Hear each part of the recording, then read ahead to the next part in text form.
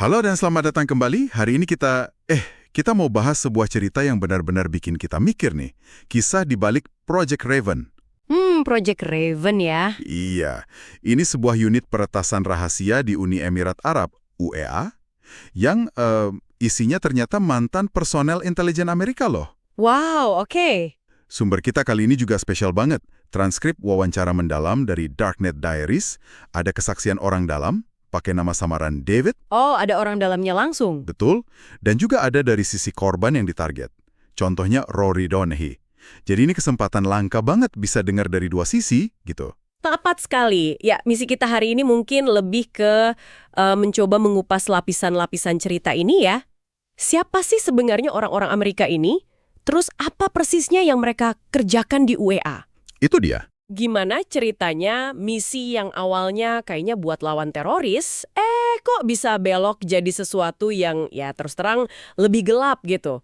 Dan yang paling penting nih, buat Anda pendengar kami, apa pelajarannya? Terutama kalau Anda bergerak di dunia teknologi atau keamanan siber, apa yang bisa diambil dari pengalaman mereka ini? Oke, menarik. Mari kita mulai aja ya. Kita bongkar dari awal. Tokoh utamanya ini, si David. Latar belakangnya ini, wah, cukup unik loh. Unik gimana tuh? Dia itu bukan lulusan teknik komputer sama sekali. Malah jurusannya agama dan filosofi. Hah? Serius? Agama dan filosofi? Iya, awalnya malah pengen jadi pendeta militer. Tapi terus dia mikir, kayaknya peran itu kurang efektif deh buat bikin perubahan nyata. Akhirnya ya udah, dia masuk Angkatan Laut AS, Navy. Dari filosofi ke Navy, itu lompatan yang lumayan ya? Banget. Dia bahkan sempat nyoba seleksi Navy SEAL, tahu kan? Yang latihannya brutal banget itu, BUD/S. Oh, yang terkenal itu ya? Iya, tapi dia nggak lanjut. Nah, alasannya ini menarik. Dia kayak bergulat gitu secara batin, khawatir latihan itu bakal ngubah dia jadi pembunuh. Jadi ada pertimbangan etis dari awal ya? Kelihatan banget. Ini menunjukkan sisi etisnya udah ada sejak awal karirnya. Justru itu yang menarik. Seseorang yang, ya dia ngaku sendiri, waktu itu soal komputer cuma tahu cek Facebook sama email, Haha, iya. malah tertariknya ke dunia cyber warfare pas di Navy. Ini juga nunjukin betapa cepatnya Navy bisa ngelatih orang loh. Gimana tuh cepatnya? Mereka punya program pelatihan intensif. Misalnya kursus coding normalnya 12 minggu, itu bisa dipadatkan jadi cuma seminggu. Wow, seminggu? Iya, belajar dari assembly itu bahasa pemrograman level rendah banget, sampai ke teknik-teknik eksploitasi celah keamanan. Gila kan? Gila sih. Dan si David ini, dia tipe pembelajar mandiri banget. Nggak cuma belajar di kantor, tapi dia sampai bikin lab komputernya sendiri di rumah buat latihan terus. Wah, niat banget. Dia dalami itu teknik pivoting. Semacam cara buat loncat dari satu sistem yang udah diretas ke sistem lain di jaringan yang sama. Iya. Pakai trust relationships antar sistem itu ya? Betul, memanfaatkan hubungan kepercayaan itu. Nah, kemampuan ini bikin dia cepat jadi ahli nyusup dan gerak diam-diam di jaringan. Habis dari Navy, dia pindah ke NSA. Kerja jadi analis eksploitasi sekitar 3 tahunan. Oke, jadi udah punya pengalaman di NSA juga ya? Solid. Nah, ceritanya lanjut nih. Pas David udah nikah dan mau selesai masa dinasnya, dia dapat tawaran dari Cyberpoint. Itu kontraktor pertahanan AS. Oke, kontraktor. Kerjanya apa? Pekerjaannya kedengarannya menantang. Pekerjaan ofensif di bidang siber. Tapi ini dibingkainya bagus gitu loh. Maksudnya? Dibilangnya ini buat bantu sekutu AS, yaitu UEE, buat lacak teroris dan lindungi negara mereka. Kontraknya 2 tahun, syaratnya ya harus pindah ke Abu Dhabi. Kedengarannya kan kayak kesempatan bagus ya? Di permukaan sih mungkin iya ya. Bantu sekutu, kerjaan menantang, di luar negeri. Tapi, biasanya ada tapinya nih. Nah, betul. Pas tiba di UEE, mulai muncul beberapa hal yang kalau kita lihat sekarang, yaitu bendera merah lah. Apa aja tuh? Pertama, dia sama karyawan baru lain ditempatin di hotel, lumayan lama, 30-60 hari. Tapi yang paling aneh, dan ini agak mencolok sih, ada 2 sesi orientasi, berurutan. 2 sesi? Buat apa? Itu dia. Dan di tiap sesi, mereka dikasih map isinya beda. Wah, mulai aneh nih. Map beda gimana? Pertemuan pertama itu disebut pertemuan ungu atau purple. Nah, di situ mapnya isinya cerita sampul resmi. Kerjaan mereka itu defensif. Defensif kayak gimana? Ya kayak ngelola firewall, sistem deteksi intrusi, gitu-gitulah. Tapi begitu pertemuan ungu selesai, langsung nyambung pertemuan hitam atau black. Oke. Mapnya beda lagi. Dan misinya juga beda total. Operasi Siber Ofensif buat NISA. NISA? Itu badan intelijen rahasianya UEA, kayak NSA-nya AS gitu. Tugasnya jelas banget. Lakukan eksploitasi elektronik, kumpulin info dari target spesifik yang ditentuin NISA. Wow. Jadi di hari pertama udah dikasih 2 cerita yang bertolak belakang gitu. Ungu buat formalitas, hitam buat kerjaan asli. Kayaknya gitu. Bagi kita yang dengar sekarang, ini jelas tanda bahaya gede banget ya. Harusnya kan udah, wah ada apa nih? Tapi kita perlu coba paham juga konteksnya. Maksudnya? Ya, buat orang kayak David yang latar belakangnya militer, intelijen, dunia rahasia, berlapis, cerita sampul, kompartemen informasi gitu kan udah biasa banget buat dia. Oh, jadi kayak udah normal di dunianya gitu ya? Iya, jadi mungkin meskipun aneh, nggak langsung bikin dia curiga atau kabur gitu. Udah bagian dari kerjaannya lah istilahnya. Masuk akal juga sih. Nah, tempat kerjanya juga bukan kantor biasa loh. Bayangin aja, villa besar diubah jadi markas operasi rahasia. Villa dijadiin kantor. Iya, ada ruang server, kantor manajemen, ruang konferensi, pusat operasi isinya monitor semua, ruang proses data, dapur, lengkap sama penjaga keamanan. Sekitar 30 orang kerja di sana. Tertutup banget. Pasti rahasia banget ya lokasinya. Banget. Katanya pasangan pun sebaiknya nggak tahu lokasi persisnya. Oke. Terus alur kerjanya gimana di dalam villa itu? Nah, ini sistematis banget.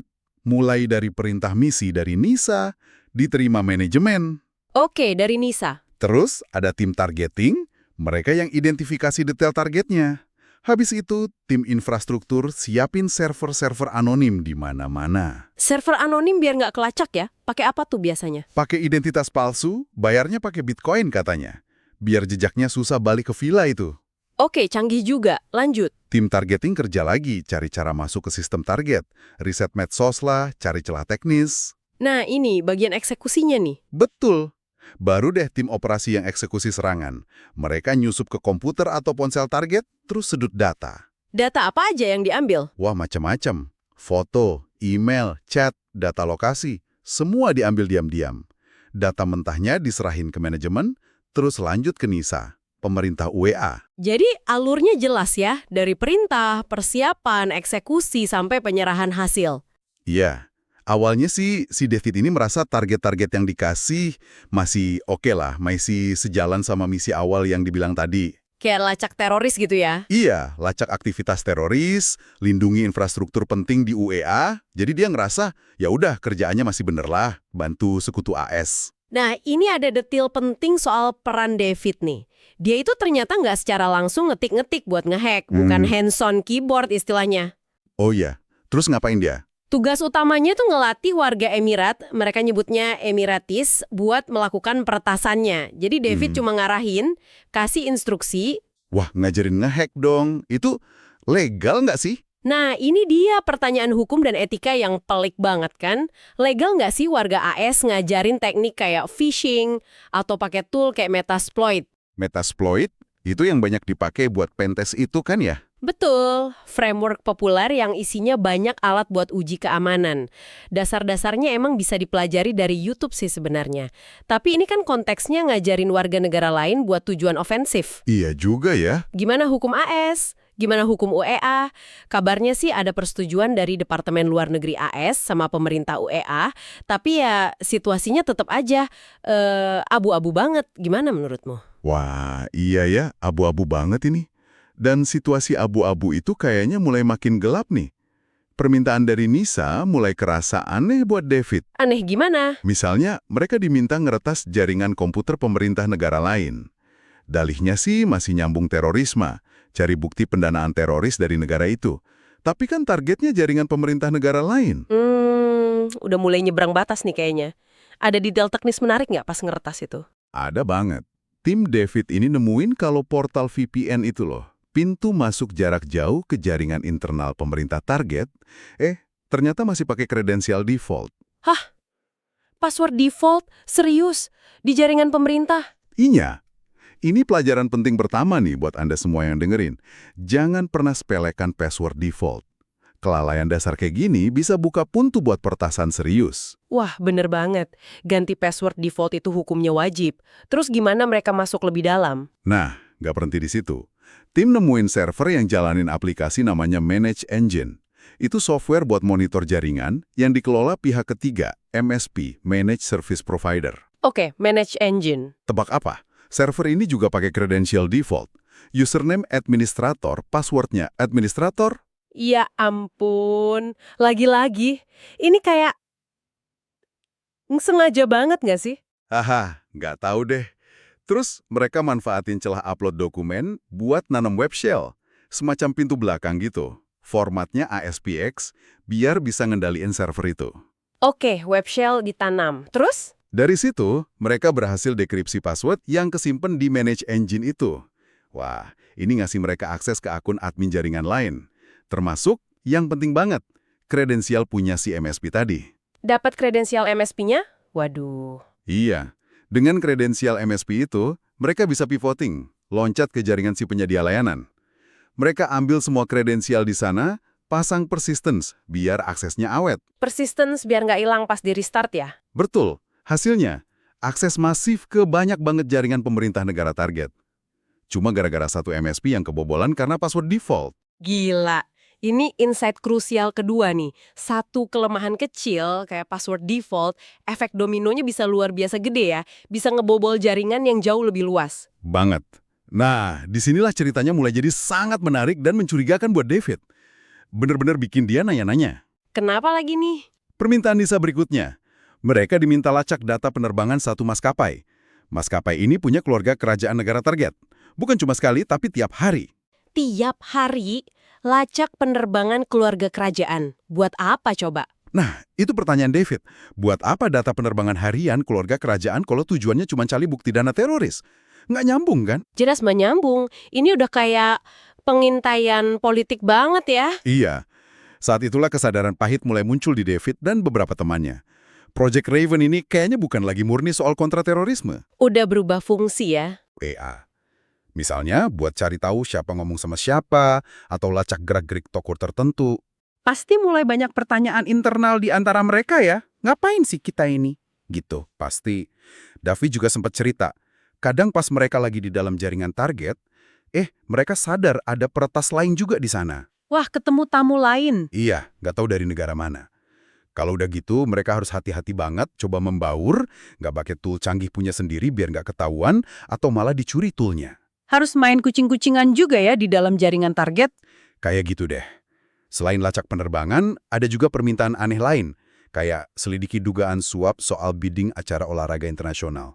Makin jauh aja dari misi awal. Makin jelas ya arahnya kemana. Puncaknya nih, permintaan Nisa makin ngelewatin batas etika. Terutama buat David sama rekannya, Laurie Stroud. Ingat kan? Yang latar belakangnya Buzz Allen sama NSA juga? Iya, Laurie Stroud. Kenapa dia? Mereka diminta mulai targetin jurnalis sama aktivis HAM yang kritis ke pemerintah UEA. Wah, jurnalis dan aktivis. Ini udah beda banget sama kontraterorisme. Jelas beda. Buat David sama Laurie, ini jelas salah banget. Bertentangan langsung sama nilai-nilai mereka, terutama prinsip kebebasan pers di amandemen pertama Konstitusi AS. Gimana ceritanya orang Amerika ikut nargetin jurnalis dan aktivis? Peran Laurie Stroud di sini jadi penting ya. Dia nggak diam aja berarti. Enggak, dia juga mulai vokal, nyuarain keberatan secara internal. Terus, datanglah bendera merah terbesar buat David.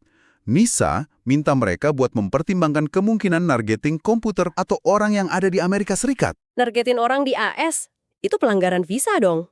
Nah, itu dia.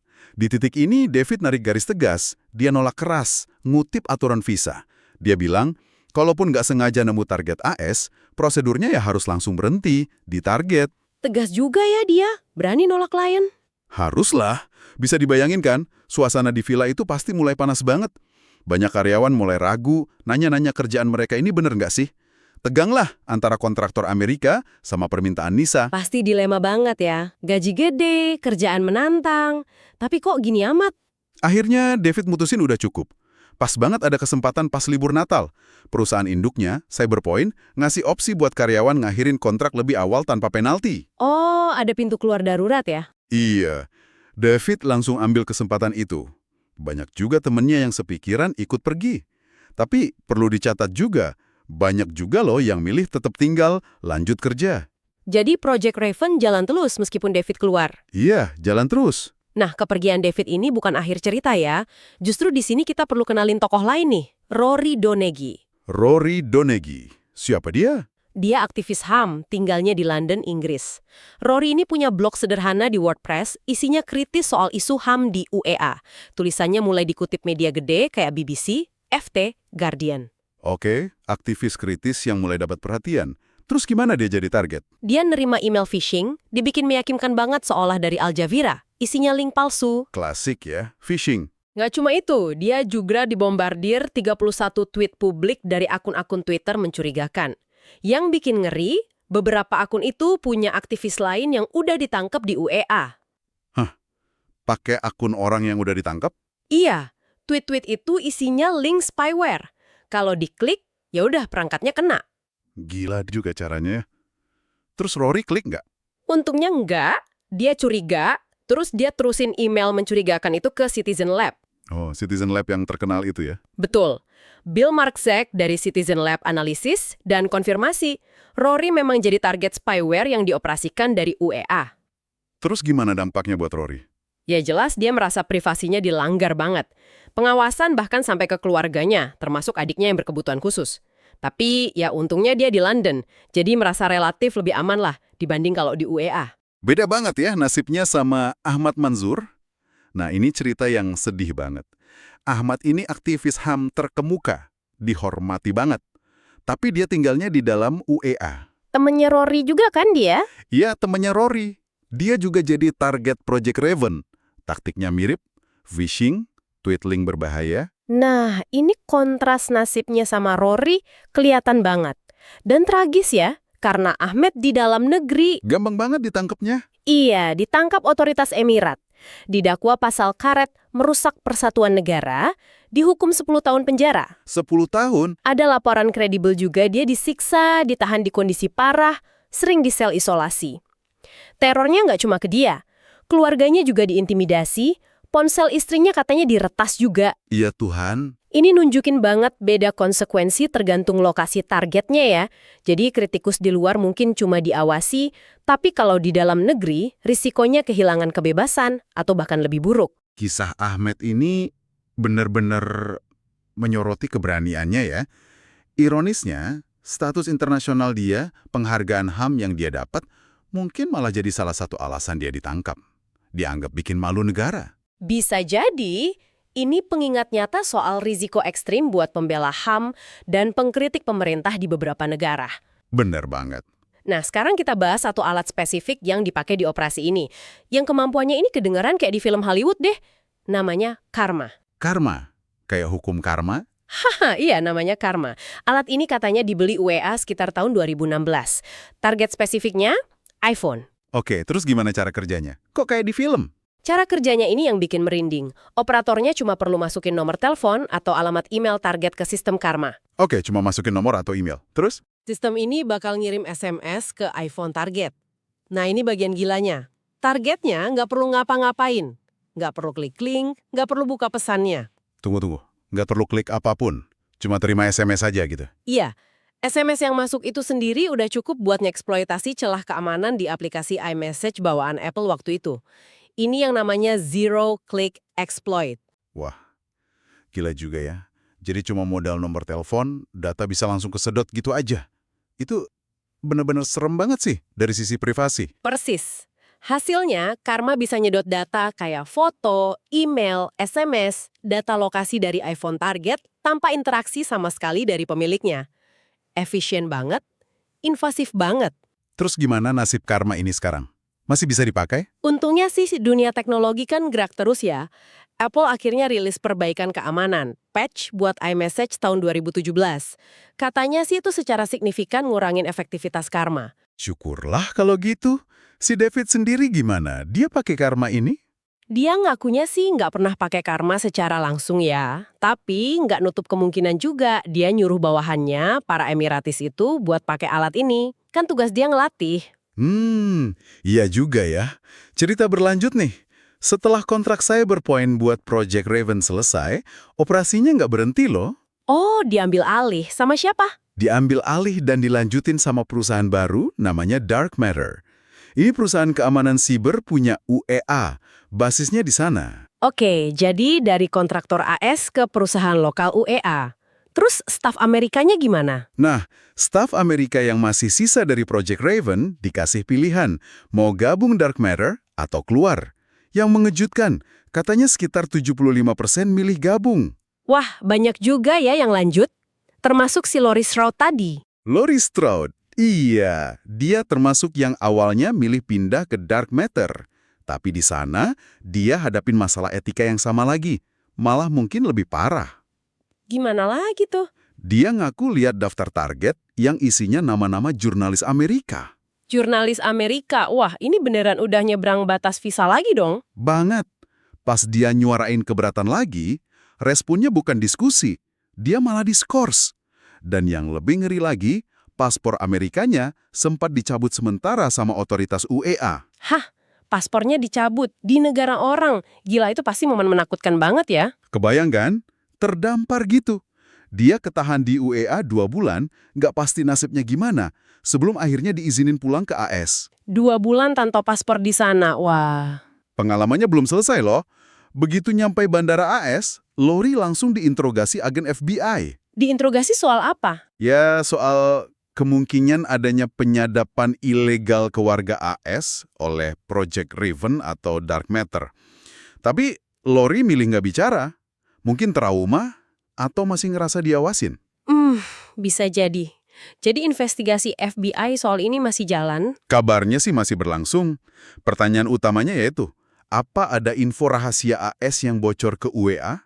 Dan benar nggak sih ada warga AS yang ditarget secara ilegal? Sementara itu, Dark Matter sendiri gimana? Mereka pasti ngebantah dong. Iya, mereka konsisten ngebantah semua berita negatif, terutama laporan investigasi dari Reuters.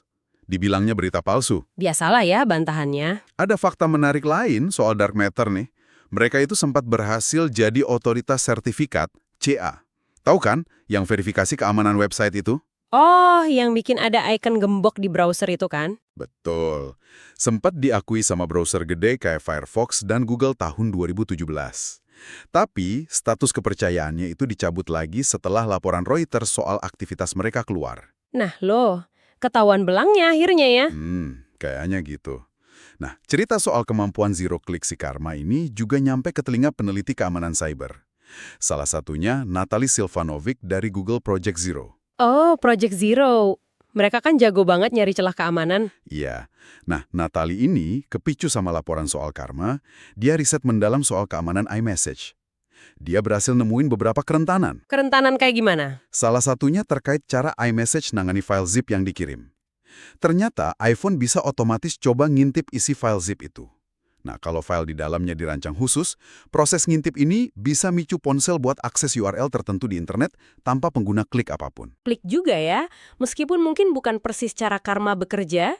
Ya, ini bukan bukti langsung cara kerja Karma sih, tapi penemuan Natalie ini nunjukin mekanisme yang masuk akal gimana eksploitasi zero click kayak gitu bisa terjadi lewat iMessage. Dan celah ini udah ditambal Apple kan pastinya. Udah, Apple langsung nambal begitu dilaporkan sama Natalie. Ini nunjukin ya gimana lomba senjata terus-terusan antara penyerang sama pembela di dunia siber. Nggak ada habisnya emang. Jadi, setelah dengar semua ini nih, apa artinya buat Anda? Kita balik lagi ke David. Alasan utama dia akhirnya berani ngomong, bagian ceritanya itu buat kasih peringatan. Peringatan buat siapa? Buat sesama profesional di bidang teknologi dan keamanan siber. Ah, oke. Apa pesannya David? Pesannya cukup gamblang dan relevan banget. Ini mungkin pelajaran penting ketiga dari cerita ini ya. Hati-hati banget kalau Anda, terutama yang punya skill siber, dapat tawaran kerja kontrak yang oke banget di luar negeri. Apalagi kalau kerjaannya nyerempet siber ofensif. Kenapa harus hati-hati? Karena deskripsi kerjaan di awal bisa jadi beda jauh sama kenyataan pahit di lapangan nanti. Lakukan riset mendalam soal perusahaan dan negara tujuannya. Selalu waspada sama tanda-tanda aneh. Dan penting banget, siapin rencana darurat atau rencana keluar. Betul. Saran praktis dari David. Kalau ragu, coba pergi sendiri dulu beberapa minggu. Rasain dulu situasinya gimana sebelum bawa keluarga. Dia juga secara spesifik ngingetin, hati-hati banget kalau direkrut Dark Matter. Karena kemungkinan besar kerjaannya nggak sesuai bayangan ya. Iya, kemungkinan besar nggak seperti yang Anda bayangkan atau harapkan. Oke, ini peringatan penting banget sih buat orang-orang di industri ini. Mari kita coba rangkum ya beberapa poin kunci dari obrolan kita yang lumayan kompleks ini. Pertama, kita lihat sifat kerjaan tentara bayaran cyber itu gimana. Penuh risiko, ambigu, dan kompromi etika yang berat. Betul. Kedua, gimana operasi yang disponsori negara, meskipun pelaksananya swasta, bisa gampang banget ngaburin batas antara pertahanan sama agresi. Dan tujuan awal misi bisa geser drastis sesuai politik klien. Iya, itu jelas banget di kasus ini. Ketiga, dan ini yang paling penting menurutku, dampak nyatanya ke individu. Mulai dari aktivis, jurnalis yang jadi target, sampai peretasnya sendiri yang kejebak dilema moral dan risiko hukum. Ini semua juga munculin pertanyaan reflektif yang lebih gede ya buat Anda renungkan. Gimana caranya kita bisa mastiin ada akuntabilitas kalau operasi siber kayak gini nyeberang batas negara dan melibatkan aktor swasta yang susah dijangkau hukum? Pertanyaan bagus tuh. Terus, apa sih yang diungkap cerita Project Raven ini soal persimpangan yang kadang bahaya banget antara teknologi yang maju pesat, spionase modern, sama perjuangan buat negakin HAM di seluruh dunia? Wah, dalam ya pertanyaannya. Terima kasih banyak udah nyimak pembahasan mendalam kita kali ini. Semoga kisah Project Raven dengan semua kompleksitas dan sisi gelapnya bisa kasih wawasan baru dan jadi bahan renungan buat Anda tentang dunia di sekitar kita. Semoga bermanfaat ya. Sampai jumpa di lain kesempatan.